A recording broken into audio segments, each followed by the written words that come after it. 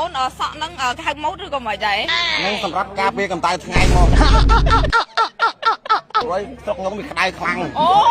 អត់ត្រូវការពាក់មួកទេចូលចិត្តបាំងសក់មកអូនទៅឆ្ងាយពាក់មួកសុវត្ថិភាពអត់ពាក់មួកអូពាក់តែការខ្លាច់បែកក្បាលដែរដួលតែលុយគេថាស្ទៀវតែអត់មានដើរកាប់ចាក់អីសាមរៃអីទេស្ទៀវនេះស្ទៀវទៅស្រែគាត់មកបើករង្វាន់$168តែគាត់មានស្ទាយសក់គាត់គឺប្លែកចេះមកភូមិហ្នឹងគឺដូចគ្នាតែម្ដងនេះខ្ញុំឆ្ងល់មែនតើអាសក់គាត់បាំងភ្នែកអញ្ចឹងខ្ញុំចង់ដឹងថាពេលគាត់មើលផ្លូវឬជិះម៉ូតូអីមើលឃើញអត់អូនសក់ហ្នឹងគេហៅម៉ូតឬក៏មិនដែរអាហ្នឹងសម្រាប់ការពារកម្ដៅថ្ងៃមករួយស្រុកខ្ញុំមានក្តៅខ្លាំងអូ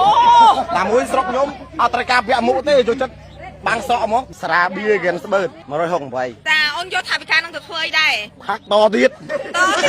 ហ្គេនស្បឺតខ្ញុំតាមប្រព័ន្ធរដ្ឋបាលតាមតបានហ្មងបាទជូនពរឲ្យហ្គេនស្បឺត2ថ្ងៃទៀតដាក់លំរយ68មួយទៀតមកខ្ញុំត្រូវខ្ញុំចង់បាន